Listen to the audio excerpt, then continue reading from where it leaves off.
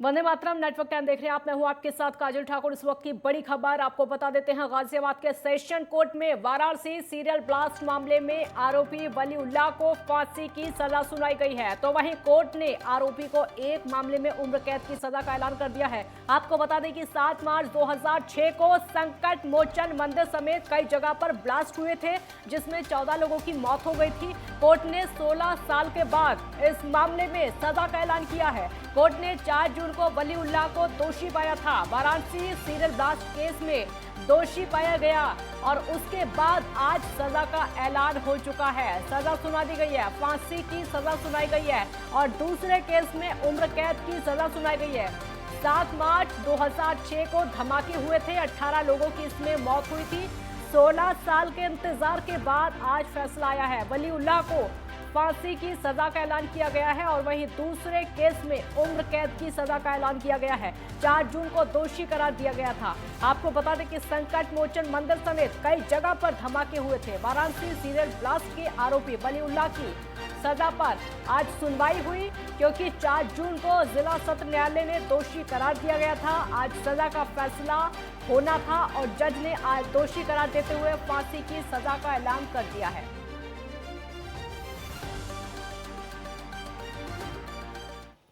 उत्तर प्रदेश के अमरोहा कलेक्ट्रेट सभागार में श्रम विभाग के दर्जन राज्य मंत्री सुनील भराला पहुंचे, जहां पर क्रिकेट प्रतियोगिता का कार्यक्रम और मंडल बैठक का कार्यक्रम आयोजित किया गया। और वहीं मंत्री सुनील भराला ने श्रम विभाग के कर्मचारियों के साथ में बैठक की और कारखानों में सरकारी योजनाओं को लेकर जानकारी न होने की बात पर नाराजगी जाहिर की। और वहीं श्रम विभाग के कर्मचारियों की करतूत की पोल खुल गई, जहां पर साल में 4 मजदूरों की मौत हुई है, तो वहीं कर्मचारियों ने 14 कर्मचारियों की अंत्येष्टि का पैसा सरकारी खाते से निकाल लिया है, जिसको लेकर श्रम मंत्री सुनील भराला का पारा हाई हो गया और साथ ही मामले की जांच के आदेश दे दिए। दोषियों को बख्शे नहीं जाने की बात कही है। ज्ञानवापी मामले पर उन्होंने कहा कि कोर्ट में फैसला है, जो भी फैसला आएगा वही सबको मान्य होगा।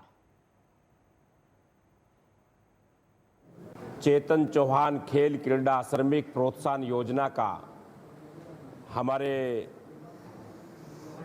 यहाँ के जिलाधिकारी महोदय के द्वारा आज खेल की प्रतियोगिता टूर्नामेंट आयोजित किए गए थे, तो इस कारण से आना हुआ और जिले की यहाँ मंडलीय समीक्षा बैठक अमरोहा में रखी गई, तो ये 2 आने के कारण थे। खेल का कार्यक्रम बहुत ही अच्छा और बच्चों ने यहाँ के प्रतिभा का अपना प्रदर्शन किया। किसानों को और ज्यादा जागरूक करने के साथ ही सरकार की योजनाओं के बारे में अवगत कराने के लिए भारतीय जनता पार्टी का किसान मोर्चा जमीन पर उतरेगा। पार्टी के राष्ट्रीय कार्यालय प्रभारी चंद्रशेखर दुबे ने कहा कि किसान हिंदुस्तान की रीढ़ है, उनके हितों के लिए केंद्र सरकार संकल्पित है। कई जगह पर जानकारी के अभाव में किसानों को सरकारी योजनाओं के बारे में जानकारी नहीं मिल पाती है और इस जिम्मेदारी को अब किसान मोर्चा के कार्यकर्ता निभाएंगे। कार्यकर्ता गांव-गांव और घर-घर जाकर किसानों को सरकारी योजनाओं के बारे में जानकारी देंगे। इसी को लेकर संवाददाता राजकुमार चौधरी ने चंद्रशेखर दुबे से खास बातचीत की। आप भी देखिए। देश की खुशहाली का रास्ता खेत और खलियानों से होकर जाता है। खेत और खलियानों को बनाए रखने की जिम्मेदारी किसान के ऊपर है। भारतीय जनता पार्टी के किसान मोर्चा के राष्ट्रीय कार्यालय प्रभारी चंद्रशेखर दुबे मेरे साथ हैं। क्या योजनाएं हैं, इन पर जरूर उनसे बात करने का प्रयास करेंगे। चंद्रशेखर जी, सबसे पहला सवाल, किसान की हालत, क्योंकि जब सरकार आपकी है तो जिम्मेदारियां निश्चित तौर पर बढ़ जाती हैं। 1 साल किस तरीके से सड़क पर किसान रहा, वो बातें इतर हो गई। प्रधानमंत्री जी ने क्षमा मांग के चीज़ों को पटाक्षेप कर दिया, लेकिन अब जो आने वाला समय है उसे किस तरीके से देखा जाएगा? भारतीय जनता पार्टी की क्या प्राथमिकता है किसान के लिए? भारतीय जनता पार्टी की प्राथमिकता शुरू से रही, इतनी योजनाएं जो किसान हित में हैं वो सारी की सारी इम्प्लीमेंटेशन हो चुकी है। अभी हमारा सबसे बड़ा ध्येय ये है कि जो योजना माननीय प्रधानमंत्री जी ने किसान हित में दी है उसका इम्प्लीमेंटेशन मंडल से नीचे चौपाल तक जाए, एक एक किसान उसका लाभार्थी रहे। अच्छा, एक सवाल जरूर उठता है निश्चित तौर पर, क्योंकि एक सिस्टम बना हुआ है सरकार में। अगर देखा जाए तो हर जिले में एक जिला कृषि अधिकारी होता है जो किसानों की व्यवस्थाओं के लिए बना हुआ है। अगर भारतीय जनता पार्टी के किसान मोर्चा को चौपाल तक जाने की आवश्यकता पड़ रही है तो ये माना जाए कि वो सिस्टम सही तरीके से काम नहीं कर रहा है? नहीं, सिस्टम काम कर रहा है, वो अपनी जगह है। हमारे भारतीय जनता पार्टी की मानसिकता ये है कि हम स्वयं, चाहे किसी भी स्तर का नेता हो, वो खुद जाए। आपने आज ही उदाहरण देख लिया कि वृक्षारोपण, तालाबों की सफाई, हर एक व्यक्ति, चाहे वह सांसद है, चाहे विधायक है, जो कार्यकर्ता है, और जो हमारे सारे सम्मानीय कार्यकर्ता अपने दिल से, दिमाग से, अपने तहे दिल से ये काम करते हैं और वो करते रहेंगे हम। अच्छा, इसे निगरानी के तौर पर माना जाए कि मतलब आपका जो अगर मंडल का जो कार्यकर्ता है, अगर वो चौपाल तक जाएगा तो कहीं ना कहीं सिस्टम का फेलियर अगर कहीं हो रहा है। बहुत सारे अधिकारी ऐसे होते हैं कि जो सारी आकांक्षाओं पर खरे नहीं उतरते, इसीलिए रूट तक जाने की जरूरत होती है। नहीं नहीं, ये हमारी नीति है। हमें अधिकारी अपनी जगह हैं, प्रशासन अपनी जगह है, हमारे भारतीय जनता पार्टी किसान मोर्चा अपनी जगह है। हमारे को किसानों तक जाना है। हमारे किसान भाइयों की जो योजनाएं केंद्र सरकार ने दे रखी हैं, उसको इम्प्लीमेंटेशन तक तो आ ही चुकी हैं, और जो रह गए किसान भाई, उनको अवगत कराना है हमने को कि ये योजनाएं है जो आपके हित में है। वो प्रोग्राम है, वो हम चलाते रहेंगे जीवन। संगठन में शक्ति होती है, इसीलिए रूट तक जाना होता है। और भारतीय जनता पार्टी का अगर सिस्टम देखा जाए तो कहीं ना कहीं उसकी अगर सरकारें आ रही हैं तो संगठन काम कर रहा है, और संगठन में यदि एक मोर्चा जमीन तक जाकर, चौपाल तक जाकर काम कर रहा है तो निश्चित तौर पर उसके परिणाम सार्थक आने की संभावना जरूर होती है। इसलिए एक सिस्टम बेहद ज़रूरी होता है। कैमरा पर्सन अमित के साथ राजकुमार चौधरी, नेटवर्क 10, नोएडा।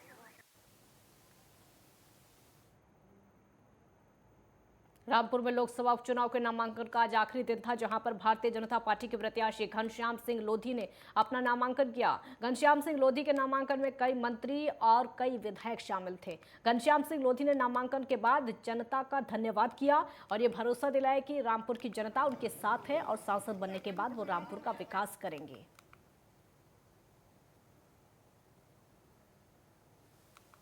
केंद्रीय नेतृत्व ने और प्रदेश के नेतृत्व ने मुझ पर भरोसा किया है कि एक छोटे से कार्यकर्ता को यहाँ से टिकट देकर प्रत्याशी बनाया है। और ये नई प्रत्याशी नहीं हुई, यहाँ जनपद रामपुर का भारतीय जनता पार्टी का हर कार्यकर्ता यहाँ का प्रत्याशी है और उसी प्रत्याशी को समझकर सब लोग चुनाव लड़ रहे हैं।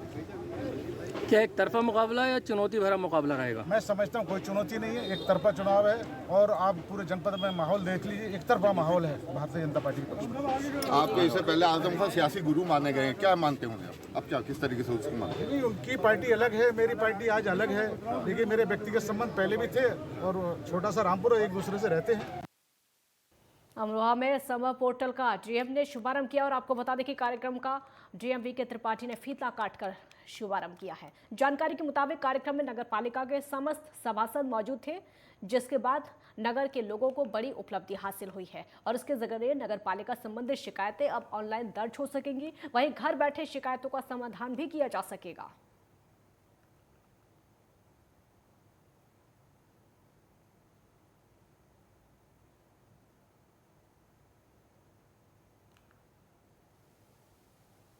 देखिए, नगर पालिका परिषद अमरोहा में मैं अभी आया हूँ और आपके संज्ञान में लाना है कि माननीय मुख्यमंत्री जी के निर्देश पर उत्तर प्रदेश सरकार द्वारा नगरीय समस्याओं के लिए एक अलग से पोर्टल बनाया गया है, जिसका नाम संभव पोर्टल है और इसको कल माननीय नगर विकास मंत्री जी द्वारा लॉन्च किया गया है।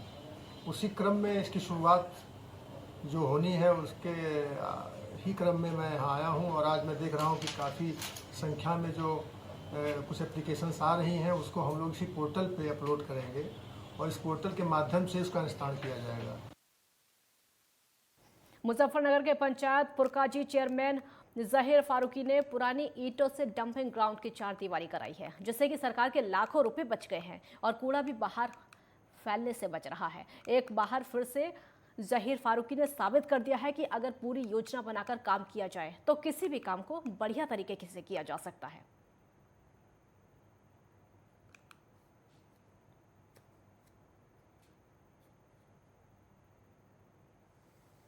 तो इससे हमने बाउंड्री वॉल बनाई है। इसमें जब सिर्फ पिलर जो हैं वो आरसीसी के हैं, वरना पूरी दीवार जिसको ज़मीन के अंदर जो नींव है करीब 4 फुट की है और 36 इंच चौड़ाई है उसकी, और ज़मीन के ऊपर जो है 6.5 फुट की ये बाउंड्री वॉल है। कहीं कहीं जैसे मैं जहाँ खड़ा हूँ यहाँ पीछे तक ये करीब 9 फुट की बाउंड्री वॉल है। ये सब इंटरलॉकिंग ईंट से बनाई गई है। पुरकाजी की आवाम को ये डंपिंग ग्राउंड की बाउंड्री वॉल की गई है ताकि बदबू से, कूड़े से लोगों को निजात मिल सके और सरकारी धन का सदुपयोग हो सके। इस पूरी व्यवस्था को बनाने में नगर पंचायत के सफाई कर्मचारियों का अहम योगदान रहा है। उन्होंने समय समय पर जो इस रास्ते पे से लोग गुजर भी नहीं सकते थे, उस कूड़े को डंपिंग ग्राउंड के अंदर पहुंचाया और पुरानी इंटरलॉकिंग ईंटों को यहीं पे इकट्ठा किया। तो नगर पंचायत पुरकाजी की सफाई की टीम और पूरे नगर पंचायत पुरकाजी का बोर्ड और सरकार के पैसों का सदुपयोग हुआ है। आगरा के देहात क्षेत्र में शमशाबाद नगर पालिका की लापरवाही लगातार देखी जा रही है। आपको बता दें कि नगर पालिका की देखरेख में नगर की गंदे कूड़े को इकट्ठा करके नगर से बाहर क्षेत्र की सड़कों के किनारे डाला जा रहा है और इसके चलते कूड़े को डालने के बाद कूड़े में आग लगा दी जाती है, जिससे कि कूड़े से निकलने वाला धुआं क्षेत्र की जनता और राहगीरों को परेशान कर रहा है। साथ ही इलाके की हवा दूषित हो रही है। वहीं लोगों का कहना है कि सड़क किनारे पड़े कूड़े से निकलने वाले धुएं से हादसा होने का डर रहता है, क्योंकि जिस तरफ हवा का रुख जाता है उसी तरफ धुआं उड़ना शुरू हो जाता है। इसी के चलते लगातार प्रदूषण फैल रहा है। साथ ही लोगों का कहना है कि काफी लंबे समय से शमशाबाद क्षेत्र में जगह जगह ये समस्या बनी हुई है, लेकिन अभी तक नगर पालिका के अधिशासी अधिकारी यहाँ पर नहीं पहुंचे हैं।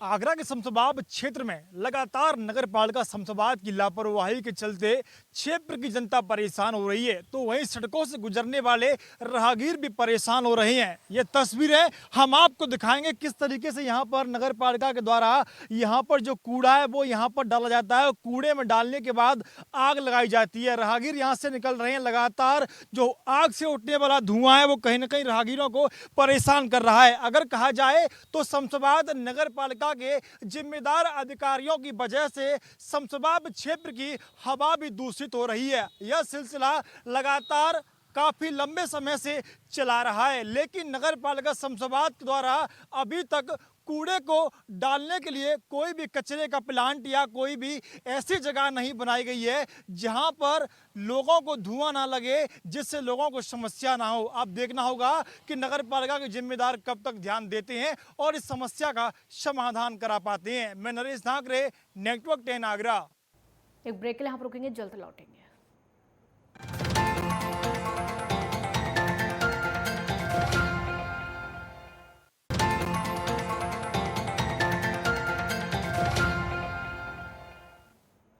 ब्रेक के बाद एक बार फिर स्वागत है आपका। उत्तर प्रदेश के मुजफ्फरनगर में देर रात एक भीषण सड़क हादसा हो गया, जिसमें एक तेज रफ्तार इको कार ईंटों से भरे ट्रैक्टर ट्रॉली में पीछे से जा घुसी।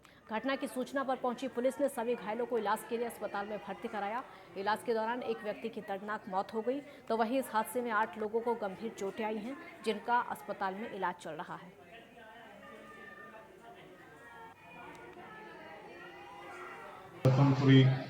मार्ग पे एक एक्सीडेंट हुआ है, जिसमें इको कार ट्रैक्टर ट्रॉली जो खड़ा हुआ था उससे टकरा गई। उसमें 8 व्यक्ति चोटिल हुए जो पानीपत से आ रहे थे। उनको मुजफ्फरनगर जिला चिकित्सालय भेज दिया गया था रात में, और एक व्यक्ति की मृत्यु हो गई। इसमें वैधानिक कार्रवाई की गई।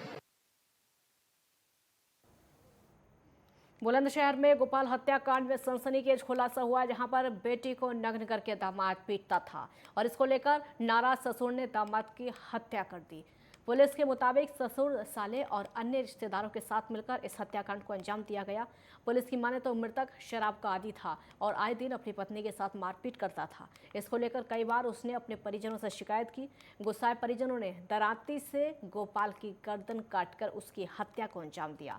जहां सिर को डिवाई में फेंक दिया था तो धड़ को अलीगढ़ में फेंका था। फिलहाल पुलिस मामले की पड़ताल कर रही है। गोपाल के पत्नी के प्रताड़ना से क्षुब्ध होकर के इन लोगों ने इसकी हत्या को अंजाम दिया। इसमें 2 अभियुक्त जो इसके ससुर हरे राम सिंह और ब्रजेश कुमार सिंह, इनको गिरफ्तार किया गया है। इसमें एक अभियुक्त अभी गिरफ्तारी हेतु शेष है, जो इनके ससुर का बहनोई है। उसका नाम रघुवीर सिंह है, उसकी तलाश की जाए। आगरा के थाना जगदीशपुरा क्षेत्र में सनी और सनी कबाड़िया का पुलिस पर चाबुक चला है, जहां पर पुलिस ने सनी कबाड़िया की 3 करोड़ से ज्यादा की संपत्ति को कुर्क कर दिया है। पुलिस की माने तो सटोरिये सनी कबाड़िया ने अवैध रूप से ये संपत्ति अर्जित की थी, जिसे पुलिस ने कार्रवाई करते हुए कुर्क कर दिया। सट्टे की कमाई से अपराध के द्वारा अर्जन किए गए संपत्ति से अपना नामी गिरामी सट्टेबाज था, जिसकी प्रॉपर्टी आज कुर्क की गई है गैंगस्टर एक्ट के अंतर्गत। इसके ऊपर 2011 से लगभग 16 मुकदमे पंजीकृत हैं और इसमें गैंगस्टर का ही मुकदमा है। उसी के अंतर्गत इसको गिरफ्तार किया गया है और इसकी प्रॉपर्टी कुर्क की गई है। इसकी जो प्रॉपर्टी कुर्क की गई है उसमें 3 मकान, 1 दुकान और 3 बैंक खाते सीज किए गए हैं। जो कुल संपत्ति उसमें आकी गई है वो लगभग 3 करोड़ 10 से 20 लाख के आसपास है। गाजियाबाद के थाना साहिबाबाद पुलिस की बाइक सवार बदमाश से मुठभेड़ हो गई, जहां पुलिस ने मुठभेड़ के दौरान एक अपराधी को घायल हालत में गिरफ्तार किया, तो वहीं उसके कब्जे से अवैध तमंचा 315 और खोखा समेत जिंदा कारतूस बरामद किए हैं। पुलिस ने सफेद अपाचे मोटरसाइकिल को भी जब्त कर लिया है और बताया जा रहा है कि आरोपी पर लूट और चोरी के कई मामले दर्ज हैं। इसको लेकर पुलिस तलाश में जुटी है। जब फैक्ट्री एरिया में इनको घेरा गया तो इन लोगों ने अपने को घिरता हुआ देख करके पुलिस टीम पर फायर कर दिया। जवाबी फायरिंग में उनको एक लड़के को गोली लगी है, दूसरा लड़का वहां से भाग गया है। जब उससे पूछताछ की गई तो उसने अपना नाम खालिद बताया, जो लोनी का रहने वाला है, तथा उस पर करीब 14 मुकदमे दर्ज हैं। दिल्ली और साहिबाबाद और गाजियाबाद के अन्य थानों से उस पर मुकदमे दर्ज हैं। 302 के मुकदमे में वो सजा याफ्ता भी है। बाकी पूछताछ की जा रही है, उसको मेडिकल के लिए हॉस्पिटलाइज कराया गया है। दूसरे अपराधी की तलाश भी जारी है, अन्य वैधानिक कार्रवाई की जा रही है। संभल में डीएम ने अनूठी पहल शुरू कर दी है और आपको बता दें कि जिले में संपूर्ण समाधान दिवस की तर्ज पर शिक्षक समाधान दिवस लगेगा। संभल में पहली बार शिक्षकों की समस्या के निराकरण के लिए शिक्षक समाधान दिवस लगेगा। डीएम मनीष बंसल की पहल पर कल 7 जून को पहला शिक्षक समाधान दिवस लगेगा और इसको लेकर बीएसए दीपिका चतुर्वेदी ने जिले के सभी खंड शिक्षा अधिकारियों को निर्देश दिए हैं।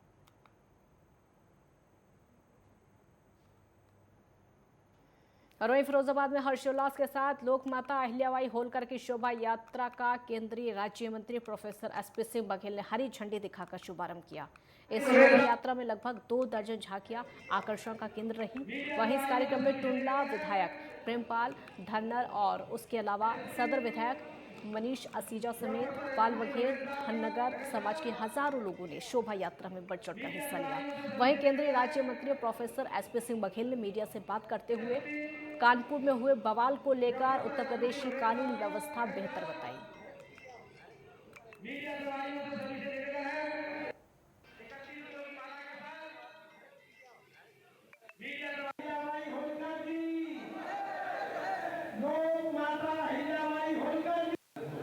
में केवल बात करेंगे, जिस कार्यक्रम में आए हैं उसको महिमा मंडित करो और उसको देते हैं।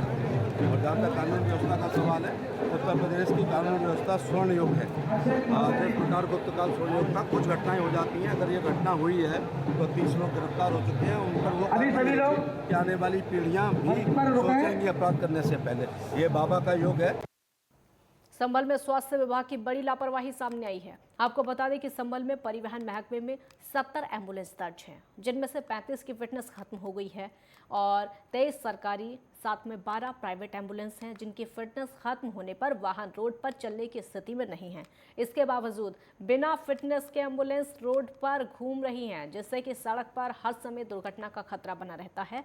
इसी मामले में आरटीओ प्रवेश कुमार सरोज ने हेल्थ महकमे को फिटनेस दुरुस्त कराने का नोटिस दिया है और साथ ही उन्होंने कहा कि फिटनेस ना कराने पर चालान और सीज की कार्रवाई की जाएगी।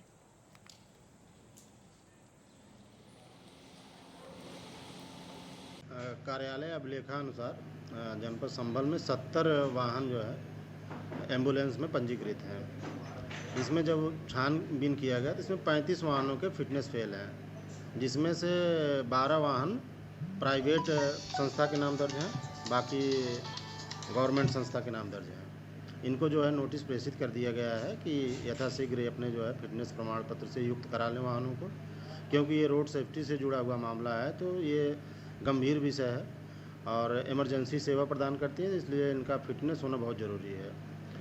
जिन वाहनों का फिटनेस नहीं है वो सरकारी संस्था की है या निजी संस्था है? हाँ, दोनों हैं इसमें। 35 में जो है 12 निजी के हैं, बाकी के जो है राजकीय संस्थाओं से हैं। हापुड़ में जीआरपी और आरपीएफ ने संयुक्त रूप से कार्रवाई करते हुए स्टेशन पर लूट करने वाले एक गिरोह का भंडाफोड़ करते हुए पुलिस ने 3 आरोपियों को गिरफ्तार कर लिया है। पुलिस ने आरोपियों से 23 मोबाइल, 1 लैपटॉप, 13,000 रुपए की नकदी बरामद की है। एसपी जीआरपी अपर्णा गुप्ता ने बताया कि 2 दिन पहले बाबूगढ़ रेलवे स्टेशन पर अवैध एक्सप्रेस में एक यात्री का मोबाइल छीन लिया गया था। एसपी ने बताया कि तीनों बदमाश दिल्ली और लखनऊ के बीच में जाने वाली ट्रेनों में लूटपाट की घटना को अंजाम देते थे। वो स्टेशन पर ट्रेन की धीमी गति होने पर खिड़की के साइड बैठे यात्रियों का फोन छीनकर भाग जाते थे।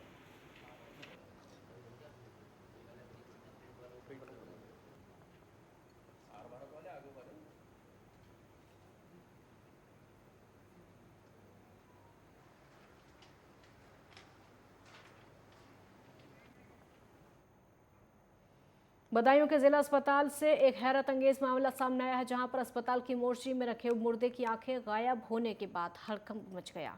वहीं जब परिजनों को इस लापरवाही की जानकारी हुई तो परिजनों ने इसको लेकर अस्पताल प्रशासन को सवालों के घेरे में खड़ा कर दिया। वहीं अस्पताल प्रशासन के इस मामले को लेकर शिकायत आला अधिकारियों से की। सूचना मिलने के बाद जिलाधिकारी बदायूं ने इस मामले में मजिस्ट्रेट जाँच के आदेश दिए हैं। इतनी गंदगी थी जिसका जवाब क्या। दूसरी बात, उसकी जो है दोनों आंखें थीं उस समय जिस समय हमने देखा। उसके बाद में सुबह जब हमने देखा तो दोनों आंखें गायब थी। जब हम सीएमओ साहब से शिकायत की तो सीएमओ साहब ने कहा कि हमारी ये कोई जिम्मेदारी नहीं है, हम कुछ नहीं जानते। तो इस तरीके के साथ हमारे साथ भद्रता की और उन्होंने हमारी कोई सुनवाई नहीं की। क्या आप उन्हीं की बात कर रहे हैं जिनका जेल में जो खत्म हुए हैं? जी सर, जो मेरा भांजा भोलू शर्मा है उसको मैंने जाके देखा तो इस तरीके से पड़ा हुआ था जैसे कि ढोर मरा हुआ ढोर पड़ा रहता है। साहब जो आए हुए हैं मजिस्ट्रेट की तरफ से, उनके तरफ से ये देखा गया है। तो बाकी तो जांच तो सर कर रहे हैं, लेकिन जो पीछे की जो जाली डबल लिंक में थी, दो पर्दों में जाली थी, वो जाली टूटी हुई थी और बाहर भी गंदगी बहुत है। तो हो सकता कोई दुर्घटना जो जंगली जानवर भी आ सकते हैं, लेकिन ये पूरी जांच का प्रक्रिया होने के बाद ही ठीक से पता चलेगा कि पोस्टमार्टम क्या रिपोर्ट थी, आँख थी कि नहीं थी। वो जब पोस्टमार्टम की रिपोर्ट भी अध्ययन कर लिया जाएगा तो आपको इसकी सूचना दे दी जाएगी बताने के लिए। हमें जानकारी मिली थी तो भोलू नाम से बताया गया है कि अतरौली के निवासी हैं ये, और इनका पंचायतनामा भरने के लिए आए थे एज अ मजिस्ट्रेट। और पता लगा परिजन इनके वहाँ से अभी चले नहीं हैं, अलीगढ़ से आ जाएंगे तभी इनका पंचायतनामा भरा जाएगा। जैसी आते हैं वैसी कार्रवाई हम लोग पूरी कराएंगे।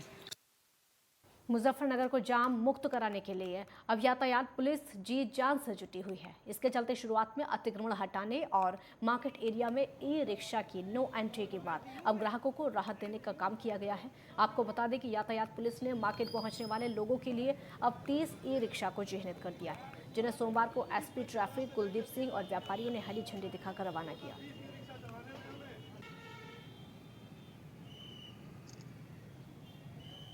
ये देखिए, जो शिव चौक क्षेत्र में यातायात को व्यवस्थित करने के लिए कुछ हम लोगों ने प्रयास पिछले 1 महीने से या ज़्यादा से कर रहे थे, जिसमें शिव चौक क्षेत्र में ई रिक्शाओं को प्रतिबंधित किया गया था। उसमें पब्लिक की जो डिमांड थी और व्यवस्था को बेहतर बनाने के लिए हम लोग 30 ई रिक्शा चिन्हित किए गए हैं, जिनके सारे पेपर्स कंप्लीट हैं, डीएल है और जिनकी छतों को पीला रंगवाया गया है, उन पे नंबर डलवाए गए हैं। और ये ई रिक्शा जो हैं शिव चौक क्षेत्र में संचालित किए जाएंगे। ये अंदर आ सकते हैं, शिव चौक क्षेत्र के बाहर भी जा सकते हैं। उद्देश्य ये है कि शिव चौक क्षेत्र जो है जिसमें ई रिक्शा प्रतिबंधित थे, उसमें जनता को, व्यापारियों को ये सुविधा मिल जाए कि कम से कम नियंत्रित संख्या में हमारे ई रिक्शा शिव चौक क्षेत्र में संचालित होते रहें। खबरों फिलहाल इतना ही। आप देखते रहिए नेटवर्क 10। जय हिंद।